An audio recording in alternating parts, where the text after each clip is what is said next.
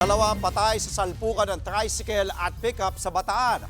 Sa Oriental Mindoro naman, patay ang isang lolo matapos mabundol din ng pickup. Yan at iba pa sa Frontline report na ito. Sa pool sa CCTV ang lolong ito na tumatawid sa Calapan City, Oriental Mindoro. Maya-maya pa, lumiko ang isang pickup truck at diretsyong nabundol ang matanda. Patay ang 81 anyos na biktima. Aminado naman po yung driver na hindi niya napansin na tumatawid yung matanda. Bagamat na pagliko po niya, may kabagalan ng takbo. Yun nga lang po, ay matanda na po si tatay. Pagkatumba niya, may mga tinamaan na vital parts. Kaya po siguro inabot na siya ng kamatayan. Naidala pa sa ospital ang biktima pero namatay rin kinalaunan. Ayon sa pulis, nagkaroon na ng inisyal na pag-uusap ang driver at pamilya ng biktima. Napag-alam ang isang empleyado ng Kapitolyo ang driver na nasa kustodiya na ng pulisya.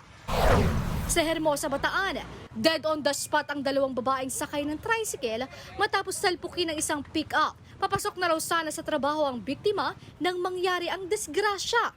Sugatan naman ang driver at isa pang sakay ng tricycle.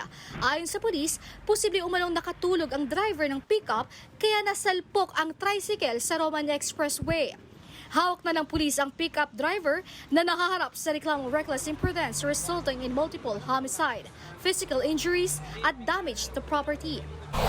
Sa Davao City, naalarma ang ilang residente matapos biglang iwan ng isang motorista ang kotseng ito sa kilometer 10, Barangay Sasa. Agad kinordona ng pulis ang sasakyan. Sa investigasyon, bumaba umano ang driver para umihi pero naglakad na ito papalayo at hindi na binalikan ng kotse. Isa umanong uniform personnel ang driver. May nakitang baril sa sasakyan pero may kaukulan naman itong dokumento. Sabi ng pulis, posibleng lasing lang ang driver kaya iniwan ang kotse sa kalsada. Nagbabalita mula sa Frontline, Nina Ongpauco, News 5. Mga kapatid, Andre Felix po, iba na ang may alam at may pakialam sa panahon ngayon.